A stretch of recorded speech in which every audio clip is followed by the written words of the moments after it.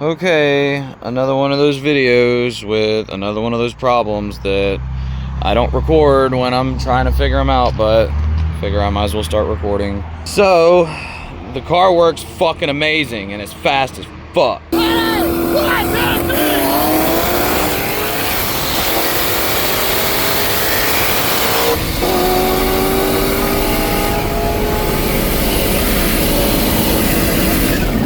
But I'm getting low oil pressure at higher RPM and higher gears. As the higher gear I go, it seems like the more load that's on it, the less oil pressure it has. So I'm hoping that it's just as simple as this. So as you can see, like that oil, I've kind of cleaned it up for the most part, but my dipstick's popping out and it's spewing oil out. So I got a lot of blow by. That's why that rag's zip tied on there. So what I'm really hoping that it's just aerating the oil, and like since that pan is so low profile, it's like right under the windage tray, that it's just not letting it drain back, which, I mean, that sucks. I hope that's not what's happening, but I hope it's that simple compared to other problems. But I mean, I've got two 10AN lines on each valve cover, so I mean that should be sufficient venting. I don't know, but regardless, I got to figure this out. So the thing that pisses me off the most is I just changed the oil 2 weeks ago, and I bought some more oil and another filter. I had the filter that's on it right now came from Walmart, and it looks different, or it looked different. So I got one from O'Reilly's, and the one they had in the front looked like the same one, but there was one in a darker blue colored AC Delco box that it looks like the old one, so I bought that one. I don't know if it's going to make a difference or not, but regardless, I'm cutting that old filter open to make sure that there's no bearing material in there. I did a lot of research. People say that under load, the crank could be walking. It could take out the thrust bearing. I put a pry bar on the crank pulley, and I couldn't get it to move at all. So I think I'm good on that. I don't know. I'm just going to drop it and just see what it looks like. I'm going to take out the drain plug, the dipstick tube, and the turbo drain, and I'm going to stick my borescope down in there and just look and see. When I broke the motor mount, well, both of them have been broken, but the skid plate that I have, the oil pan was setting on it, and you could see it start to like bend a little bit. So maybe the pan's too high, too close to the sump. Maybe, I don't know. I'm going to pull the skid plate off and maybe hammer on it a little bit. We'll see. I'm just going to do some inspecting right now and see how it goes. Well, it doesn't look as bad. So the back of it looks fine. It is definitely dented on the front, which the pickup tube is right in this general vicinity right here. So I don't think that's an issue. I am going to tap on that a little bit, try and straighten it out. But so it's got 4 trap doors in a diamond shape going this way. So even if like this door wasn't functioning properly, that's not going to matter because the forces are going to the back. So I don't think there's an issue there. I should be fine with that. I am scared to tap on this. I don't want to create a leak, but I might hammer on that a little bit. So it's the first time the skid plate has been off since I put it on. You can see it's definitely served its purpose. I'm going to have to hammer on this a little bit, but it's a little bent.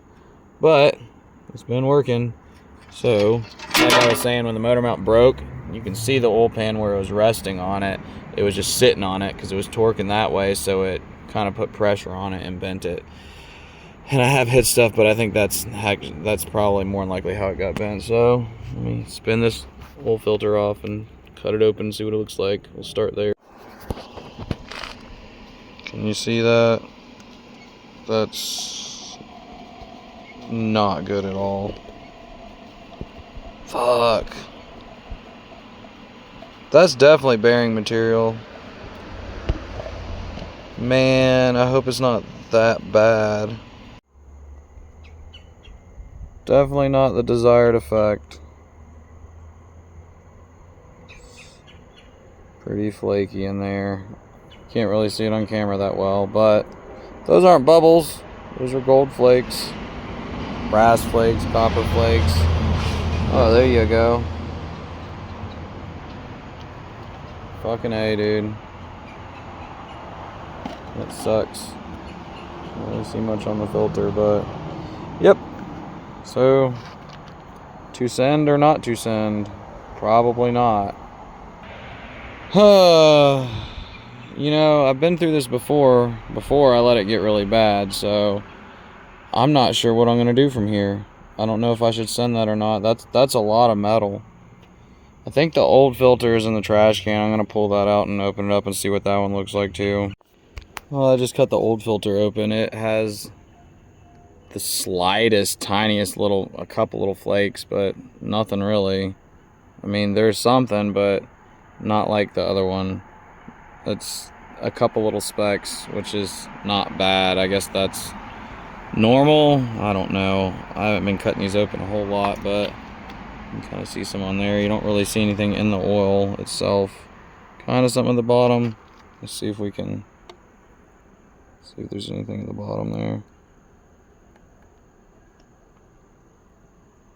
Not necessarily. I did just cut this open with the Dremel too, so there's going to be a little bit of metal from the filter. But I don't see anything gold. Well, that fucking sucks. Yeah, you can, you know, if we were panning for gold, that'd be great, but we're not.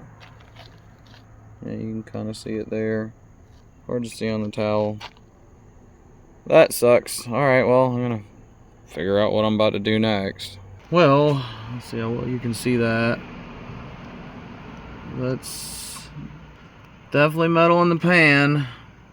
I poured the oil into containers that was in the drain pan, and it doesn't look horrible, but there you can definitely see a good shimmer on the bottom of that pan. I've got my camera in the turbo drain bung right now, but it's hard to get it in there right, but that's definitely shit in the bottom of the pan. I don't know what to do. I don't think it's a good idea to keep running this. I feel like it's going to start knocking soon, especially the way I beat on it. I just got to the point where I can turn it up and have fun with it, and now this happens. So, I'm indecisive on what I'm going to do. I don't even think it's worth wasting the new oil I just bought. I'm probably going to pour the old oil back in it and throw a filter on it so I can at least move it if I need to. I don't know. I don't know what I'm going to do. I got to think on this for a while. You know I like to send things, but I don't think this is worth sending, so keep you updated. Well, it's coming out, and I'm probably not going to record a whole lot of taking it apart. Y'all saw how I put it together. Kind of know how it comes apart. It's pretty straightforward. So I'm just going to start knocking out as much as I can while the weather's alright, and I'll keep you updated along the way. Alright, well, it's to the point where it can be pulled. I just waiting for somebody to come with a hoist and help me get this thing out of here, because I don't have one. But everything's disconnected on the motor. The transmission is out. I just got it pulled back, and I knew my clutch was making some noises, so it's a good thing I pulled it out. I mean, I just put this in a year ago. I'm missing a chunk there, a big one there on the corners. It's like, damn, dude. Let's see what the other side looks like. Not horrible on the other side. It's coming apart a little bit though. This is the part that I don't like. My pressure plate is pretty fucked up. That sucks. I don't know if you can turn a pressure plate. I don't think you can. The flywheel can definitely be turned, which is what I'm going to have to do. So I have to at least order another disc. I don't like that. I don't know what to do about that. This is $300 that I just spent on this, and I don't want to spend it again. So we went with the ACT this time. Right there. And I mean, it's great, dude. The clutch feels like a stock clutch. It's so light, but it grabs and works. Well, obviously it's been grabbing. It's probably from me slipping it at the track. I mean, I guarantee you that's what it is. So I gotta address that too while we're there. But we're close. It's about ready to come out. I'm gonna pop the intake off right before I pull it. I just want to leave it on there in case it's gonna rain. So that's, as always, you know, it's been clear for like 2 months now, and car breaks. Guess what comes out of nowhere? R word. Is what it is. So we'll see once it's out what's wrong with it. Well, it made it in the house, and that was a whole ordeal. My friend Bob came over with his hoist and we got it out, and just getting it around from the back to the front was like, yeah, it took like a couple hours, but it's inside the house now. So I'm going to keep it short, and I'm just going to strip this thing down, and I'm going to show you what I find. Well, no crazy damage yet, but do you notice anything? Do you see anything going on in the exact same spot on every single cylinder? So it looks like it's just making a little kiss there. Just a tiny little kiss. You can feel it with my fingernail. I'll have to address that. I don't really understand how that's working, because I thought the valve relief was supposed to, I don't know, somehow it's touching right there. But otherwise, dude, them heads were glued on. This side, this gasket was reused, and I just copper sprayed the shit out of it. I copper sprayed brand new gaskets. I had to put a new gasket on that side when I blew the intake off with a nitrous backfire and got plastic down in there.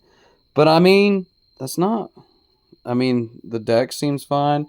$65 China studs from Amazon. I looked them up. They're like $50 now. I'm sure it's probably a different vendor or something maybe, but who knows, dude? It could be the same ones. So that's just what I see so far. So that's definitely something that has to be addressed. Maybe it's just a little valve float because I've been twisting it up so high. But that is something I need to. Maybe I can take a Dremel to it. No, it's getting rods and pistons. But otherwise, the heads look minty. Yeah, here's the reused gasket. You really can't even tell that big of a difference between the used one and the new one.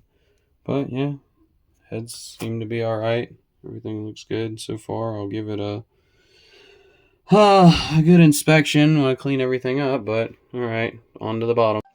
Alright, found it. It's a little bit of scoring. I can't get this pulley off, so I can't pull the cam out and actually pull the crank all the way out, but I pulled the rods and the mains. I can feel a little bit with my fingernail there. That's got wear on it. Not horrible. The next one, it's got some wear on it. Crank feels okay. And then the thrust is fucked. So that's completely taken out. Thrust wear isn't horrible, but it took that bearing out. Crank. Can you hear it? A little bit there. And then this one is pretty foobarred. There's a good groove right there. And then the last one down here is worn, but not too bad. Crank feels alright there. So, I think the cam bearings are fine. I can't find that out tonight, but we will see tomorrow. The rest of the cam looks okay, but, we'll find out tomorrow, but I don't know if this crank is salvageable or not. Alright, well, the crank probably could be saved, but honestly, that would be more money than it's worth, I would imagine. Can you see that right there? That. So there's some scoring. Yeah, you can see that. There's some scoring on that cylinder wall right there. So probably not going to use that block. It could be machined and be used, but I'm going to use the spare block that's been in my kitchen for a year. That I don't think I filmed any of this, but this, I've got the old bearings in there still. Took the crank out, and it's pretty bad. But Bob came over and checked the clearances with his bore gauge and on the cylinder walls as well, so I'm going to build this one. That's the plan right now. And I've just been washing things up, getting some things ready. I get that flywheel turned, and I'm going to clean these heads up, but this is going to be the end of this video right here. Oh, I don't know if I showed you the cam or not, but the cam is good, so that's a good thing. I don't have to worry about that. But I ordered a bunch of parts, so stay tuned to see what I do next. Obviously, I'm going to build that motor, but the next video you'll see exactly what I'm going to do. And I'm gonna try to keep the content coming, but this video is pretty up to date because all my stuff was scheduled out like a month in advance, but we're caught up now. So I'm gonna finish editing this video and go ahead and get it up tomorrow for you, which will be today, right now, when you're seeing this. But spoiler alert, the Subaru's down 2 in pieces, so I gotta get an update video finished on that. I'm gonna do my best to keep everything coming for you. But, you know, I appreciate you watching if you made it this far in the video. You know, likes help and all, but drop a comment down there and, you know, let me know what you think about it. Hell, I'll even talk shit back and forth with you if you want, but that definitely helped the channel out for sure. I'm trying to get it to grow. Stay tuned. There's still Miata stuff coming. And as always, I appreciate you watching. Thanks for subscribing. We'll see you in the next one. Later, y'all.